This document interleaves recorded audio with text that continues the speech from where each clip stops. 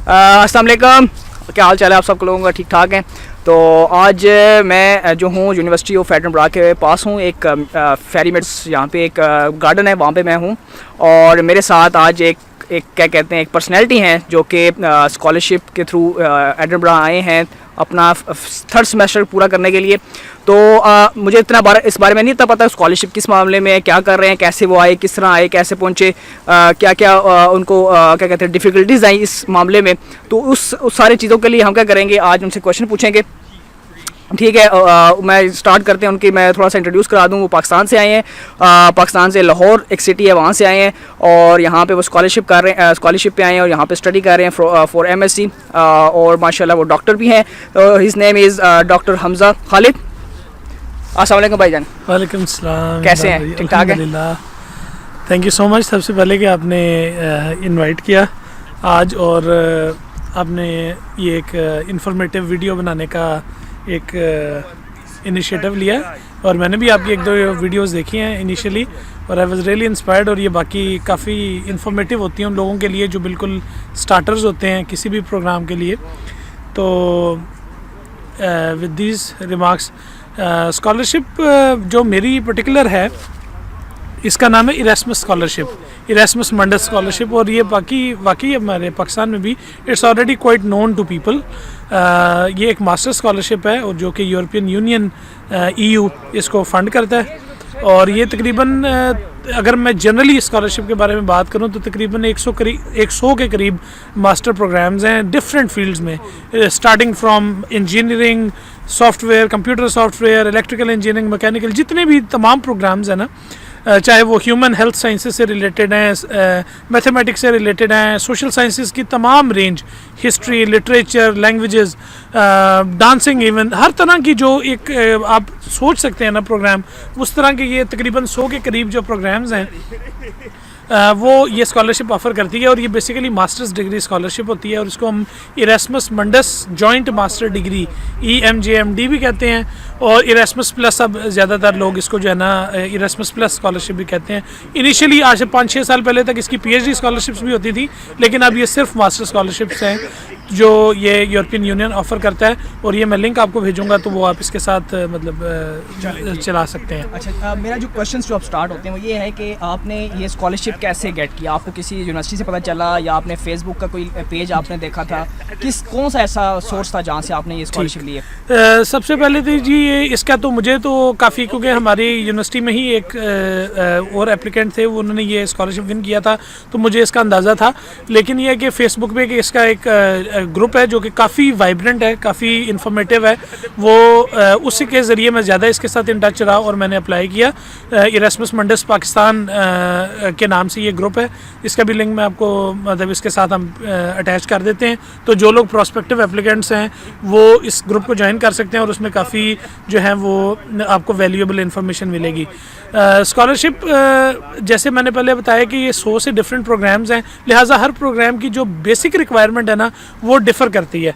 एक तो सबसे पहले हमारे बच्चों को ये समझना होगा कि जो हमारी जो टिपिकल मास्टर्स जो स्कॉलरशिप्स हैं ना, वो इस नाम से नहीं होती। जैसे मिसाल के तौर पे हमारे हो तो कहते हैं जी मैंने मास्टर इन कंप्यूटर साइंस करना है, मैंने मास्टर इन मैकेनिकल इंजीनियरिंग करना है। अक्सर यूरोप में आपको उस एग्जैक्टली ब्रॉडर फील्ड का मास्टर्स नहीं मिलता, ठीक है। जैसे फिर फॉर एग्जांपल मैं वेटनरी डॉक्टर हूँ या वेटनरी मेडिसिन मैंने किया, तो मुझे मास्टर इन वेटनरी मेडिसिन भी मिल जाएगा, लेकिन अक्सर कुछ ऐसी स्कॉलरशिप्स होती हैं जो आपकी बुनियादी तालीम या फंडामेंटल एजुकेशन के साथ तो लिंक्ड होती हैं, लेकिन उनके नाम डिफरेंट होते हैं। फॉर एग्जांपल अगर आपकी फील्ड कंप्यूटर है तो हो सकता है कि बिग डाटा के नाम से मास्टर्स ऑफर हो रहा हो, ठीक है, या मैथमेटिक्स है। इसी तरीके से नाम मुख्तलिफ हो सकते हैं। तो आपको जो मैं लिस्ट दूंगा, उस लिस्ट में आपने अपनी फील्ड के मुताबिक या उस फील्ड से रेलिवेंट मास्टर्स में आप अप्लाई कर सकते हैं। ठीक, बहुत अच्छा आपने आंसर दिया। अच्छा, अब मैं ये क्वेश्चन पूछूंगा कि क्या इस स्कॉलरशिप का क्या स्कोप है? मतलब यहाँ से अगर हम ये स्कॉलरशिप कंप्लीट करके जाते हैं तो MSc के बाद क्या पाकिस्तान में आप क्या स्कोप देखते हैं इसका? इस सवाल का जवाब देने से पहले मैं इसकी बुनियादी ज़रा थोड़ी सी ज़रूरियात बता दूं कि एलिजिबिलिटी क्या है। अगर कोई बंदा मास्टर स्कॉलरशिप में अप्लाई करना चाहता है तो उसके लिए बुनियादी ज़रूरत जो है एक रेलिवेंट अंडर ग्रेजुएट डिग्री, 4 साल या 5 साल या जो भी आपकी रेलिवेंट अंडर ग्रेजुएट डिग्री है, वो एक इसकी बुनियादी रिक्वायरमेंट है। और इंग्लिश लैंग्वेज, क्योंकि ये प्रोग्राम्स अक्सर इंग्लिश लैंग्वेज में होते हैं, लिहाजा आपको एक इंग्लिश लैंग्वेज प्रोफिशिएंसी टेस्ट करना पड़ता है जिसका नाम आइट्स है। ठीक है जी, तो आइट्स हमारे उधर काफ़ी इजीली अवेलेबल है, उसके सेंटर्स हर सिटी में अवेलेबल हैं। और किसी ने अगर टोफल किया हो उस पे बारे में, हाँ जी बिल्कुल वैलिड है जी। English- डिफरेंट 3-4 इंग्लिश लैंग्वेज की प्रोफिशिएंसी टेस्ट्स हैं। ये आपको तमाम इन्फॉर्मेशन हर प्रोग्राम वेबसाइट अवेलेबल है, उसके प्रोग्राम की वेबसाइट पर क्लिक करेंगे, एलिजिबिलिटी क्राइटेरिया में आपको तमाम चीज़ें मिलेंगी। बुनियादी तौर पे 2 चीज़ें, under graduate degree, completed under graduate degree with transcripts, और दूसरे नंबर पे आपकी एक हम क्या इसको कहते हैं इंग्लिश लैंग्वेज टेस्ट, आइट्स या टोफल। ठीक, इसी क्या कहते हैं बात से मुझे एक बात याद आई है कि जो डिग्रीज आपने लेनी है डिग्री, वो अटेस्टेशन होनी चाहिए अच्छी सी। At the time of application तो जो है वो ये रिक्वायरमेंट नहीं है कि आपकी HEC से अटेस्टेड हों। इसका बेसिकली एप्लीकेशन साइकिल 1 साल पे मुहित है। हर साल अक्टूबर के करीब ये स्कॉलरशिप्स ओपन होंगे और जनवरी तक, दिसंबर, varying from program to program, सितंबर से लेके दिसंबर जनवरी तक ये एप्लीकेशन पीरियड होता है। 2 महीने में ये एप्लीकेशन उसको करते हैं, प्रोसेस करते हैं। उसके बाद शॉर्ट लिस्टिंग के बाद ये तकरीबन मार्च में आपको बताएंगे, उसके बाद इंटरव्यूज़ ये कंडक्ट करते हैं और अप्रैल मिड में जाके कहीं ये फाइनल एप्लीकेंट को सिलेक्ट करते हैं। और उसके बाद फिर आपने अपना वीज़ा प्रोसेस जो है ना उसको इनिशिएट करना होता है मई से ऑनवर्ड्स। तो आपने अभी पूछा था HEC अटेस्टेशन, तो ये ज़रूरी नहीं है eight the time of applying. However अगर आपको अप्रैल में आप सेलेक्ट हो गए, आपको ईमेल आ गई है मिड अप्रैल मई में, तो फिर मैं ये रिकमेंड करूँगा कि आपके पास टाइम भी होता है, क्योंकि आपने नेक्स्ट सितंबर से ट्रैवल करना है, तो वो 2-3 महीने का फ़ायदा उठा के इसको अटेस्ट करवा लें, ताकि ये है कि इन द लॉन्ग रन आपको फ़ायदा होता है इसका। और आपने बताया कि स्कॉलरशिप प्रोसेस 2 महीने के अंदर कंप्लीट हो जाता है, तो जब वो कंप्लीट हो जाता है तो अपना जो डिसीजन है वो तमाम लोगों को बताते हैं, जो रिजेक्ट होते हैं वो भी और अप्रूव होते हैं तो भी, ये सिर्फ अप्रूव नहीं, ये 2 महीने नहीं, ये टोटल एप्लीकेशन प्रोसीजर 1 साल का है, यानी 2 से 3 महीने एप्लीकेशन पीरियड के, फिर 2 महीने वो प्रोसेसिंग के लेते हैं, उसमें उसके बाद वो शॉर्ट लिस्टिंग करके इंटरव्यूज़ लेते हैं। इस प्रोसेस में भी 1 महीना लगता है। और जब फाइनल आता है, हाँ जी, तो ये प्रोग्राम टू प्रोग्राम वेरी करता है। कई लोग सिलेक्टेड कैंडिडेट्स की लिस्ट अपलोड कर देते हैं अपनी वेबसाइट पे। कई प्रोग्राम्स ऐसे करते हैं कि वो इंडिविजुअली रिजेक्शन की ईमेल भी करते हैं और एक्सेप्टेंस की ईमेल भी करते हैं। तो जो अलबत्ता एक्सेप्ट हो जाए उसको पर्टिकुलरली जो है वो ईमेल जाती है। सही। तो जब बंदा क्या कहते हैं एक्सेप्ट हो गया, उसको स्कॉलरशिप मिल गया, ठीक है, तो उसके लिए नेक्स्ट जो डॉक्यूमेंट्स की ज़रूरत वो आप बताएं कि फॉर एग्जांपल पुलिस सर्टिफिकेट चाहिए, डिग्रीज चाहिए, या कोई और यूनिवर्सिटी का जो क्या कहते हैं ऑफर लेटर होता है वो चाहिए, मतलब कौन कौन से ऐसे रिक्वायरमेंट्स डॉक्यूमेंट्स होते हैं? बहुत अच्छा क्वेश्चन। अच्छा, ये जो एरास्मस स्कॉलरशिप है ना, ये किसी एक यूनिवर्सिटी की स्कॉलरशिप नहीं होती, इसमें 3 या 4 मुख्तलिफ पार्टनर्स होते हैं जो स्कॉलरशिप ऑफर करते हैं। उसको ये इंग्लिश लैंग्वेज में कहते हैं कंजोर्शियम या एक नेटवर्क कहते हैं। तो वो 3-4 मुख्तलिफ यूनिवर्सिटीज़ मिल के ऑफर कर रही होती हैं। जैसे इन केस मई जो मेरा प्रोग्राम है इन्फेक्शस डिजीज़ के मतलब है, तो वो उसमें एक फ्रांस की यूनिवर्सिटी थी, कोऑर्डिनेटिंग यूनिवर्सिटी, फिर एक स्पेन की यूनिवर्सिटी थी और एक एडनबरा थर्ड हमारा पार्टनर था। तो बेसिकली आपने यूनिवर्सिटियों को अप्लाई नहीं करना होता, आपने उस कंजोर्शियम या उस वेबसाइट पे उस प्रोग्राम में एप्लीकेशन देनी होती है। Once you are accepted into the program, तो आपको इंडिविजुअल यूनिवर्सिटी से कांटेक्ट करने की कोई ज़रूरत नहीं रहती। जो उसका लेटर होता है ना, आपकी स्कॉलरशिप का letter, that holds valid for all the university. सबसे पहले एक तो एडमिशन के लिए ये आपका काफ़ी होता है। बाकी एक्स्ट्रा रिक्वायरमेंट्स ये एम्बेसी टू एम्बेसी वेरी करती हैं। मिसाल के तौर पर अगर मेरा पहला कंट्री जो है जिसमें मेरा पहला सेमेस्टर है वो फ्रांस था, तो फ्रांस की वीज़ा रिक्वायरमेंट्स की लिस्ट जो है वो यकीनन मुख्तलिफ होगी यूके की अपना एप्लीकेशन चेकलिस्ट के साथ। हाउएवर ये कोई इतनी बड़ी बात नहीं, जब आपके पास एप्लीकेशन या एक्सेप्टेंस लेटर होता है ना फुल स्कॉलरशिप का, तो फिर वीज़ा लगना कोई प्रॉब्लम नहीं। वो आपकी अगर छोटी मोटी खामियां हों भी तो वो ब्रिज हो जाती हैं, उसमें कोई मसला नहीं। ठीक होगा। अच्छा, अब ये मेरा क्वेश्चन बड़ा लोग पूछते हैं कि यार मेरा CGPA बड़ा कम है, 2.8 है या 2.3 है, तो इस क्राइटेरिया के लिहाज से बताएं कौन सा मिनिमम ऐसा को क्या CGPA है वो अप्लाई कर सकता है इसके? देखिए जी, अप्लाई करने वाला तो जैसे मैंने बताया 2 बुनियादी चीज़ें हैं, एक कंप्लीटेड अंडर ग्रेजुएट डिग्री और आइट्स। अगर ये आपके पास 2 चीज़ें हैं तो आपको मैदान में आने से कोई नहीं रोक सकता, ठीक है, लिहाजा अप्लाई हर कोई कर सकता है। लेकिन चूँकि ये एक इंतहाई रिपीट वेरी कॉम्पिटेटिव स्कॉलरशिप है, ये ग्लोबल स्कॉलरशिप है। इसमें ये नहीं कि एक कंट्री होती है, जैसे मिसाल के तौर पे हमारे प्रोग्राम में 23 लोग हैं 15 मुख्तलिफ मुल्कों से, ठीक है जी। और पाकिस्तान से पिछले 3 सालों में सिर्फ मेरे प्रोग्राम में मेरी सिलेक्शन हुई है, कोई और मतलब हमने लास्ट ईयर तकरीबन 10 के करीब पाकिस्तानियों ने अप्लाई किया। लेकिन मतलब कहने का मकसद ये कि इतना इंटेंस कंपटीशन है, फिर हम देखें तो फिर जो बुनियादी रिक्वायरमेंट्स है ना वो कभी कभी इनफ नहीं होती। जब आप एक ग्लोबल कंपटीशन में होते हैं तो बहुत से लोग होते हैं जो आपके साथ सिमिलर पोस्ट के लिए कम्पीट कर रहे होते हैं। जब वो आपके साथ कम्पीट कर रहे होते हैं तो फिर एक ऑर्डिनरी प्रोफाइल के चांसेस बहुत कम हो जाते हैं। इसका मकसद आपको डिस्करेज करना नहीं है, आप ज़रूर अप्लाई कर सकते हैं, लेकिन you need to be an extraordinary person. आपकी CGPA best of the best होनी चाहिए, आपकी एक्स्ट्राऑर्डिनरी प्रोफाइल जो है एक्स्ट्रा करिकुलर प्रोफाइल है, और प्लस आपके पास रेलिवेंट एक्सपीरियंस भी होना चाहिए। कुछ प्रोग्राम्स जब आप पढ़ेंगे तो उनकी रिक्वायरमेंट में भी लिखा है कि आपके पास 2 साल का तजर्बा होना चाहिए। ज़्यादातर प्रोग्राम्स एक्सपीरियंस नहीं मांगते, लेकिन स्टिल आपकी जो प्रोफाइल है ना वो जितनी स्ट्रांग होगी रेलिवेंट एक्सपीरियंसेस के साथ, अगर पब्लिकेशंस हैं इवन बेटर, और अगर आपने कोई आपका वर्क एक्सपीरियंस उसके साथ in line with the program है तो वो आपके चांसेस को बेहतर बना सकता है बनिस्बत एक ऐसे स्टूडेंट के जो बिल्कुल फ्रेश है या जिसकी CGPA बहुत कम है। ये एक अंडरस्टूड सी बात है। बहरहाल अंडर ग्रेजुएट डिग्री की जो ग्रेड्स हैं वो डेफिनेटली मैटर करते हैं, बिल्कुल मैटर करते हैं। चलें ठीक है, ये भी मेरा जो क्वेश्चन था क्लियर हो गया। अच्छा, अब हम आपसे ये क्वेश्चन पूछते हैं कि जब आप यहाँ पे आए तो आपको एक्सपेंसेस के लिहाज से क्या मुश्किलात सामने हुई? कि मतलब स्कॉलरशिप तो आपको मिल रही है, ठीक है, आपकी जो फीस है वो कवर हो रही है, लेकिन जो लिविंग एक्सपेंसेस हैं, आपने रेंट देना है या ग्रॉसरी लेनी है, उसका आप बताएं क्या करते हैं? देखें जी, ये जो इरेस्मस स्कॉलरशिप है ना, this is one of the most generous scholarships as in master's degree throughout the world है। ठीक है जी, मिसाल के तौर पे ऑस्ट्रेलिया या बाकी यूनिवर्सिटी अपना कंपेयर करें ना आप, या टर्की की स्कॉलरशिप से कंपेयर करें तो ये बड़ी जनरस स्कॉलरशिप है इस लिहाज से कि ये आपको एयर फेयर भी रिफंड करते हैं, मतलब एयर फेयर के भी पैसे आपको सालाना मिलते हैं। इसके अलावा आपकी ट्यूशन फ़ी कम्प्लीटली कवर्ड होती है, इंश्योरेंस आपकी कवर्ड होती है, और इसके अलावा 1000 यूरो पर मंथ आपको मिलता है।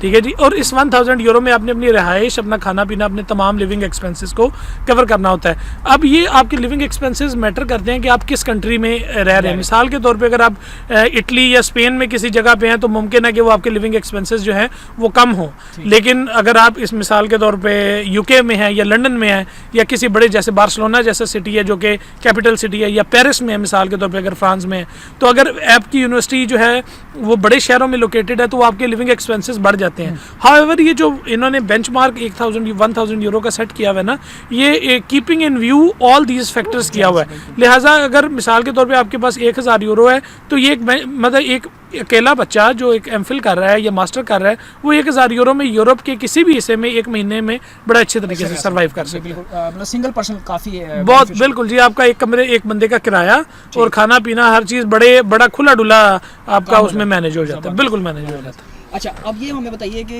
हर 6 मंथ के बाद आपको कंट्री चेंज करना पड़ता है। मतलब एक जगह आप पहले फ्रांस से होके आए हैं, फिर आप बार्सिलोना गए हैं, फिर आप दोबारा एडनबरा आए, अब दोबारा आपका आखिरी सेमेस्टर आई थिंक फ्रांस में है। तो ये मूव करना बेनिफिशियल है, मतलब किस लिहाज से आपको देखते हैं कि ये बेनिफिशियल है? देखें जी, इसके प्रोज एंड कॉन्स हैं। प्रोज ये हैं कि आपको मुख्तलिफ कल्चर्स के साथ एक्सपोज होते हैं, मुख्तलिफ रिसर्च कम्युनिटीज़ के साथ आप मिलते हैं और आपका नेटवर्क बड़ा ब्रॉड हो जाता है इससे।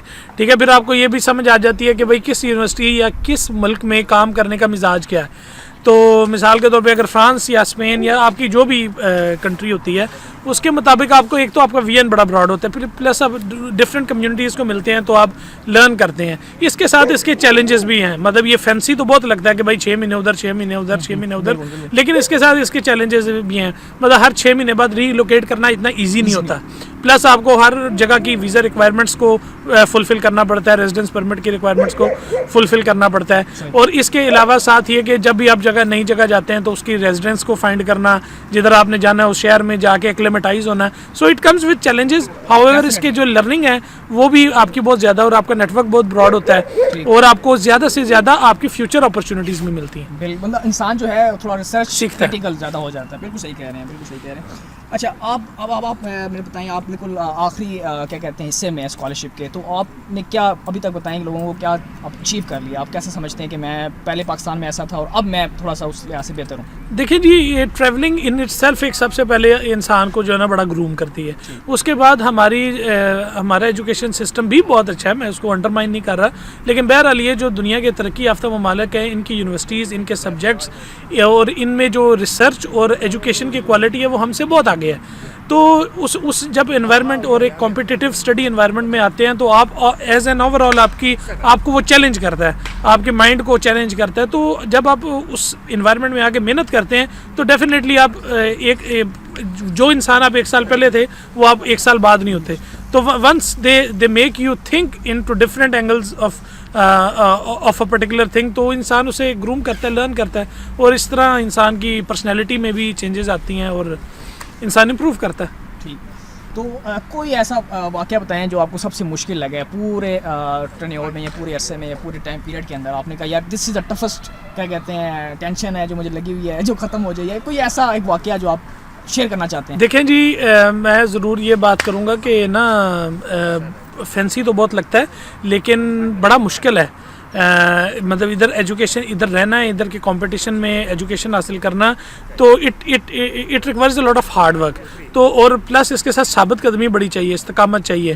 तो ये है कि ये आपको बहुत ज़्यादा स्ट्रेस देते नहीं क्योंकि इनके लिए नॉर्मल है, लेकिन हम लोग उसके लिए तैयार नहीं होते। हमारे उधर होता है कि विकीपीडिया से कॉपी की, पेस्ट किया और असाइनमेंट जमा करा दी, लेकिन इधर जब आपको वो असाइनमेंट्स देते हैं या आपका एग्ज़ाम लेते हैं तो वो तरीक़ाकार बिल्कुल मुख्तलिफ है बनस्बत जो कि हमारे मुल्कों में राइज है।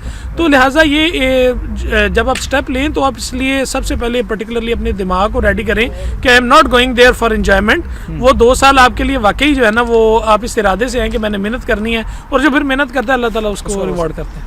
अच्छा, चले इसी से आप क्या कहते हैं, बात से क्वेश्चन निकला है कि फॉर एग्जांपल कुछ लोग कहते हैं यार मैं 1000 यूरो मुझे मिल रहा है, तो कोई इसमें क्या कहते हैं काम, पार्ट टाइम काम करने की कोई इधर फैसिलिटी है इस वीज़ा के अंदर, इस वीज़ा जी? पार्ट टाइम आप कहीं भी जगह पे काम कर सकते हैं, लेकिन इस स्कॉलरशिप के साथ ये ज़रा लिमिट हो जाता है। क्यों? क्योंकि आपकी मोबिलिटी होती है। सबसे पहले जब आपने मुख्तलिफ जगह पे जाना है तो उधर मुख्तलिफ लैंग्वेजेस होती हैं। जैसे फ्रांस में था या मैं स्पेन में था, तो आप कभी भी पार्ट टाइम नहीं काम कर सकते जब तक आपको उनकी लैंग्वेज नहीं आती। अब इंग्लिश प्रोग्राम, लैंग्वेज प्रोग्राम तो आपका इंग्लिश में होता है, तो बड़ा मुश्किल हो जाता है जब आपको लैंग्वेज नहीं आती तो आप पार्ट टाइम काम नहीं कर सकते।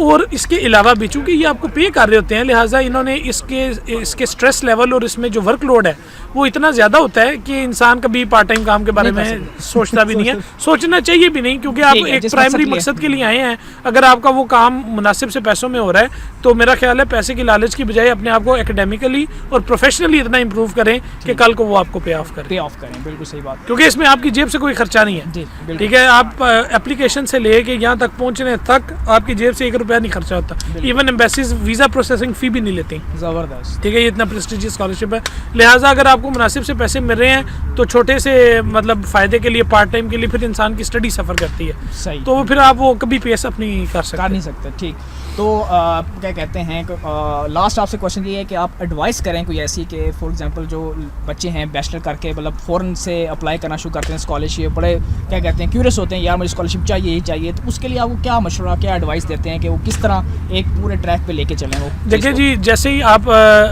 3rd ईयर पहुँचे ना, 3rd ईयर में आपके 5वें 6ठे सेमेस्टर में पहुँचे, तो ये स्कॉलरशिप कोई भी अचीव करना जो है ना, ये सबसे पहले बड़े सब्र और पेशेंस का काम। ठीक है, ये नहीं होता कि आप अगर 4 सेमेस्टर आप मुकम्मल करें जुलाई 30 को और आप कहेंगे ये कम अगस्त को मैं फ़्लाइट लेके मास्टर करने चला जाऊँ। It takes time, it takes patience, it takes preparation of your profile. सबसे पहले अपने रिक्वायर्ड प्रोग्राम्स को आइडेंटिफाई करें, उसके बाद उन पे प्रॉपर होमवर्क करें, और होमवर्क करने के बाद अपनी प्रोफाइल को भी इतना बनाएं कि वो ग्लोबल कंपटीशन के लिए एप्लीकेबल हो। अपने रेलेवेंट जो भी आपके उसकी मुतल्लिका कॉन्फ्रेंसेस हो रही हैं अपने पाकिस्तान में, वर्कशॉप्स होती हैं, सेमिनार्स होती हैं, उनको अटेंड करें, उससे एक्स्ट्रा करिकुलर सर्टिफिकेट्स लें अपनी रेलेवेंट फील्ड में, और साथ कोशिश करें कि एक्सपीरियंस लें, अपने साथ साथ वॉलंटरी वर्क करें, इसकी बड़ी वैल्यू है इधर। तो ये तमाम चीज़ें आपकी प्रोफाइल में ऐड कर रही होती हैं। तो ये एक ज़रूर बात है कि आउट ऑफ योर बुक्स भी आप ज़रा थोड़ा सा जो है ना अपनी प्रोफाइल को इम्प्रूव करने की कोशिश करें। इसके अलावा साथ साथ कोशिश करें कि अपने फाइनल ईयर में इंटर्नशिप में किसी रिसर्च ग्रुप के साथ अटैच हो जाएं। आपको अगर उसकी बुनियादी आपकी रिसर्च की बनी हो तो वो नेक्स्ट भी जो इनवाइटिंग इंस्टीट्यूट होता है वो होता है कि यार ये बच्चा ऑलरेडी प्रिपेयर्ड है थोड़ा सा, तो इस हवाले से भी देखें। तो बाकी ये कि अप्लाई करें और उसके लिए, लेकिन ये है कि सॉलिडली मैं इस चीज़ का कायल नहीं हूँ कि आप तमाम स्कॉलरशिप्स में एक ही लेटर्स वगैरह फेंकते रहें और अप्लाई करते रहें। वो मतलब ये कि एक हाफ हार्टेड एप्लीकेशन कभी ना अप्लाई करें। सबसे पहले बेस्ट प्रोग्राम सेलेक्ट करें जो आपको लगता है कि ये बेस्ट है मेरी फील्ड में, और उसके मुताबिक अपनी एप्लीकेशन को क्राफ्ट करें, उसकी तैयारी करें। और बेशक इसमें 1 साल 2 साल लगते हैं, हर एक के लगे। मैंने अंडर ग्रेजुएट के बाद को 5-6 प्रोग्रामों में अप्लाई किया, लेकिन वो नहीं हुए। ठीक है, 2016 में मैं ग्रेजुएट हुआ और 2018 में जाके 2 साल लगे मुझे मतलब एक एप्लीकेशन सिक्योर करने में जो मैं चाहता था। लिहाजा it takes hard work, it takes patience, और बाकी ये कि अपने प्रोग्राम सेलेक्ट करें, उसके मुताबिक अपनी प्रोफाइल को तैयार करें और फिर अप्लाई करें, तो फिर ही आप मतलब ये सिक्योर करेंगे. It's not easy but it's not impossible as well. तो चूँकि ये कंपटीशन है, अगर आप compete करेंगे तो डेफिनेटली कैन मेक इट. चलें, और थोड़ा सा मेरे बारे में बताएं, मैं कौन हूँ? इमरान भाई हमारी बड़ी प्यारे भाई हैं. 4-5 साल पहले हमारी 2014 में सवात हम जा रहे थे, तो उधर पहली मुलाकात हुई थी सवात के एक टूर पे.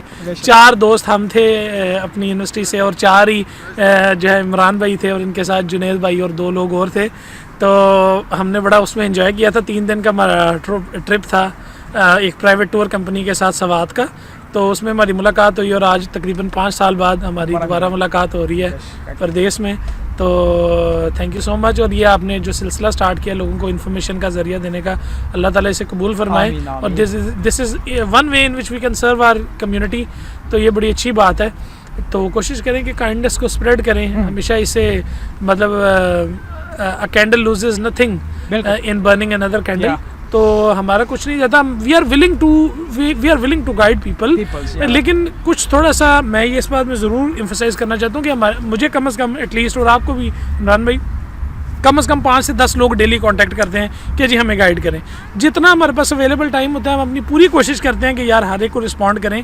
लेकिन कोशिश किया करें कि जब आप कांटेक्ट करें तो आप बुनियादी होमवर्क जो है ना उसके बारे में उसको कंप्लीट करके रखें. अब मिसाल के तौर पे कुछ बच्चे हमें फिर इस तरह डिसअपॉइंट करते हैं कि जी अब वो सामने लिंक पड़ा है, अब लिंक को खोल के तो मैंने नहीं पढ़ के आपको बताना कि इसके अंदर क्या लिखा हुआ है. तो कम से कम अपना बुनियादी होमवर्क करें, और उसके बाद कोई जेन्युइन क्वेरी है तो आप मैसेज करें, और उसको हम आपको अपने टाइम के मुताबिक रिप्लाई करेंगे. लेकिन ये कोई नहीं आपके लिए करता कि आपके लिए डॉक्यूमेंट्स बैठ के लिखे, आपके लिए उसकी पूरी एप्लीकेशन तैयार करके दे. इधर हर बंदा अपने टाइम टेबल में इतना ज़्यादा बिजी होता है कि मतलब इसमें यही होता है कि वीकेंड में ही हम आपको ज़रा थोड़ा सा गाइड कर पाते हैं.